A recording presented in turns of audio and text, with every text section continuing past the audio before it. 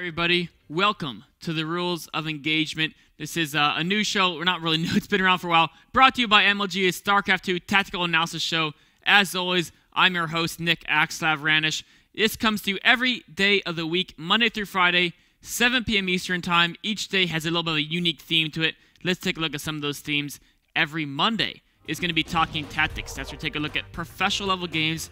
Look at the tactics the professionals use and how you can use those tactics in your play to enhance and improve your skill sets in Starcraft 2. Tuesday is going to be developing fundamentals.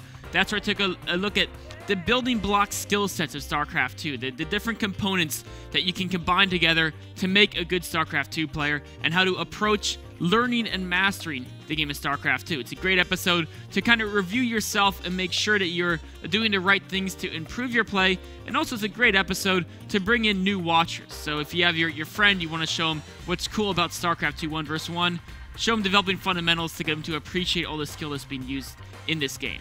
Every Wednesday, Mechanics of the Bazaar.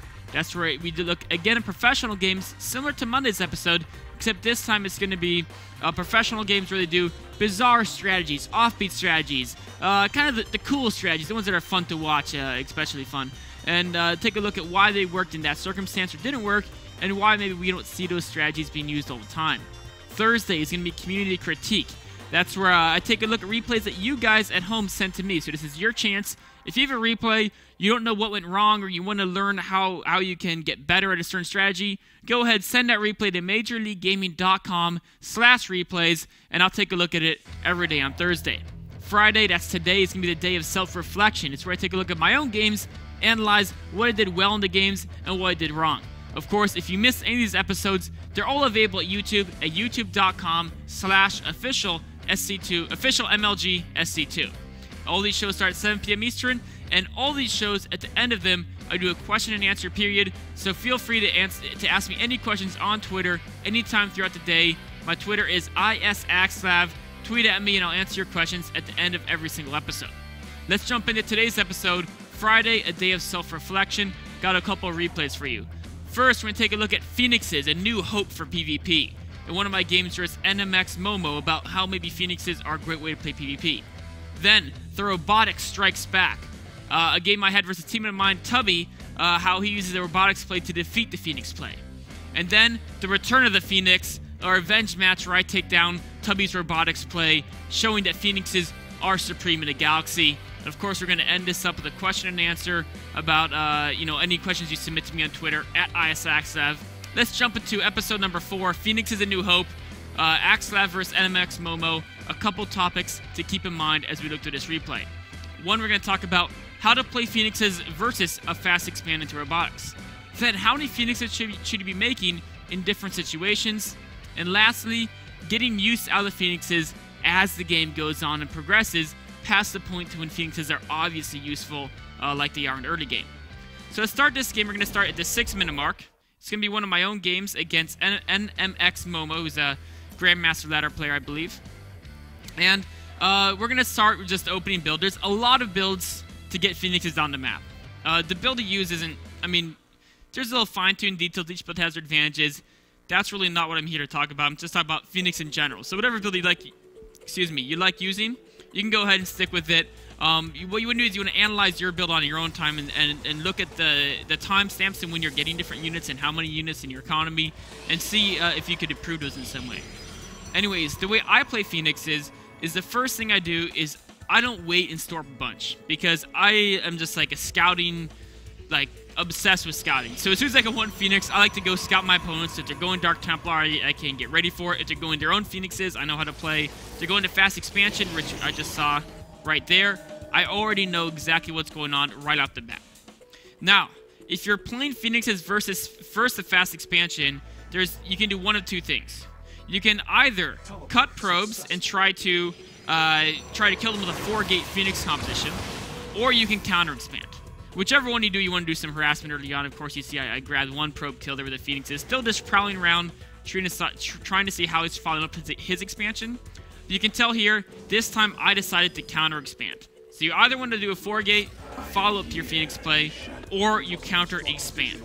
That's the way you deal with the fast expand.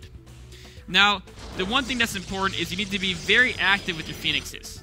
Not just to try to kill probes, but also so you want to scout your opponent and know if they're preparing for an attack. So I go in through, I kill probes, but I also scout him. Okay, on the right side of his base, I saw there's a Twilight Council being built, so I click on that. And then I fly it around, and also you can see my vision. I know he's got 3 gates in a robo. So I know this. He's investing in a Twilight Council. What does that mean? It means he won't have a ton of warp gate units right now. He's got the robotics, the Twilight Council, that's 2 different tech buildings, and he's built that Nexus, so he can't really get a whole ton of units to attack me. I know I'm not in threat of being attacked right now, so I can go ahead and keep the probe production going. I can go ahead and get a robotics facility. Instead, I don't have to throw down like 3 more gateways immediately and cut probes. But it also means that in about a minute from now, he can attack me with Blink. So I do need to get out as many Immortals as I can as fast as possible. So that's how I'm reacting to this scout. I'm not freaking out about a mass warp gate all in that would hit me like at the 8:30 mark. Now that's 9:20, I'd be dead by now. But I am getting ready to defend against a Blink Stalker attack because that's what he could throw at me, right? I see he's got at least 3 gateways and I'm assuming Blink on the way because I saw Stalkers and a Twilight Council. So I want to be ready to receive an attack at about the 10-minute mark. That's why I'm chrono boosting the Immortals out. Now, the next thing is how many Phoenixes should you make? You've noticed I've stopped producing Phoenixes. So one thing is I prefer to not go past 5 or 6 Phoenixes against Blink Stalkers or Templar attack. If they're not doing one of those 2 different builds, I'll keep making Phoenixes for a long time. But in this game, because I saw he was going for Blink Stalkers, I just said, you know what? I'm not going to make a whole ton of Phoenixes. Just stick at 4 or 5, use them to be annoying and scout, and just roughly try to kill probes and equalize economy.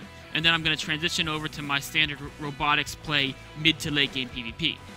Now, one thing to note is, okay, we're at the game right now.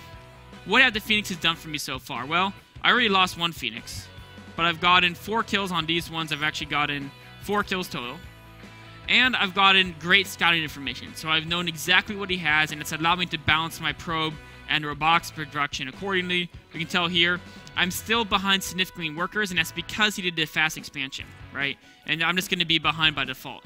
But the advantage I have is, yes, I'm behind in workers, but I've got a much bigger army, which gives me a safety margin that I don't have to worry about an attack, and it means that I don't have to use these Phoenixes for defense, so I can use them as an aggressive option throughout the game.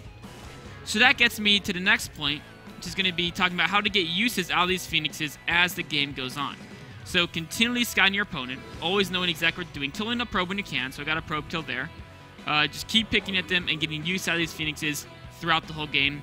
But later on as the game goes on, the Phoenixes are good for a couple things. One is scouting, right? So you're scouting around, seeing if they have a 3rd base yet. Is he preparing for attack? Is he going Colossi? Is he going like to Archons, right? So take a look at their army, get away, try to figure out their composition. So scouting. They're also great at taking away opponent scouts. If you see a harassment warp in the Zealots, you can pick those off before they get close. If you see an observer, the Phoenixes with an observer can run them down very efficiently. In fact, if you look at this, I have an observer patrolling around the middle map trying to find his observer. If you see some stalkers like this coming to the middle, you can just say, okay, he's going to move stalkers in the middle. I move my army out, and he's trying to scout with these stalkers, see what I have. But what I'll do is, instead of being able to blink away from my army as soon as he sees it, I'll just come in with my Phoenixes, and when he tries to blink away, I can pick him up. Now this time he was fast enough he got out of there, but if he was a little bit slower, the Phoenixes could run down the blink stalkers, get a couple of extra kills. So they're great at picking off opponent scouts.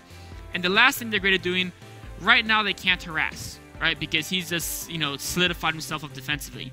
But as soon as he moves out, that's when I can get a lot of harassment action done. With the amount of energy these guys have, they can kill a ton of probes. So there's a bunch of uses for these Phoenixes as the game goes on. And let's take a look at how I use them in this mid-game. So we'll fast forward this just a little bit. And you see I'm peeking in there trying to see if he's moved out yet or not. And the one thing I should be doing, if we jump into this, replay. If you represent my Phoenixes, let's say they're the squad that's right here. This will be the little, let's say a triangle looks kind of like a Phoenix. So that'll be the army right there. I want to keep tabs on where his army is. So I should be poking in here and out. And then I should be poking around this area and out. And then I also want to keep tracks of where his 3rd base is. So I'll be kind of poking in around here and out. and then I'll just kind of like walk around the circles in the middle. So you can see it looks like a bunch of doodles because the Phoenixes just want to be everywhere. That's the whole point of having the Phoenixes that are so fast and such an efficient scouting utensil, is that they shouldn't be positioned at really crisp locations. I mean, there's a couple key spots. You want to be able to harass back here, you want to check the third base, and you want to check the front. But the way you move between those 3 spots can be however you like. They're so fast, you just run them all over the place to get as much scouting done as possible. So you can see I've been doing that. I've been constantly running around the front of his base, checking the army composition, peeking into main, seeing his building composition, peeking at the third. Okay, now I know he has a third base.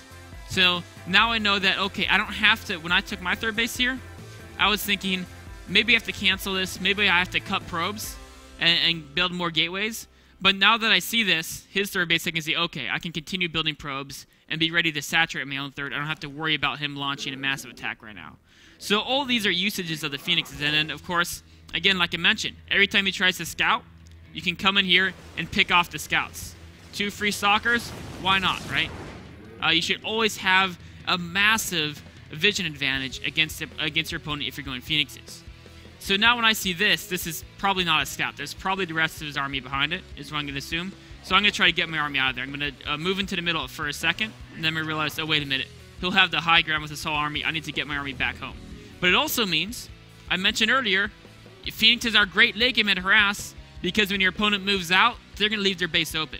So we look right now, I've got 6 worker kills, but as soon as he leaves his base open, of course, he could have fed back one of them, that, you know, he's got to be really, really quick to do that with a Templar that close to the edge. I'll just keep picking up probes, killing them, picking up probes, killing them, picking up probes, and killing them constantly. And all of a sudden, I go up from 6 worker kills to now, that's a nice little feedback. Now I'm at 15. That's 9 more worker kills, and that adds up. That's the reason I'm so far ahead in supply right now. Not to mention the Templar kill, of course, is really nice as well. So these are all the uses that the Phoenixes can have. Now, of course, with the cannon, they're starting to lose some of their value. But again, the cannon was forced there because of the Phoenixes. This is a situation where now the Phoenixes are no longer relevant. In fact, I just threw them all away there out of poor control. There's no excuse here, just poor control.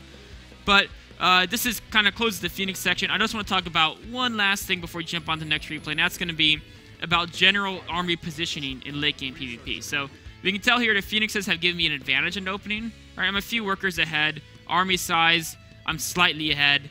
But the key thing here is the army composition. So if we look here, I've got less upgrades than him, I think.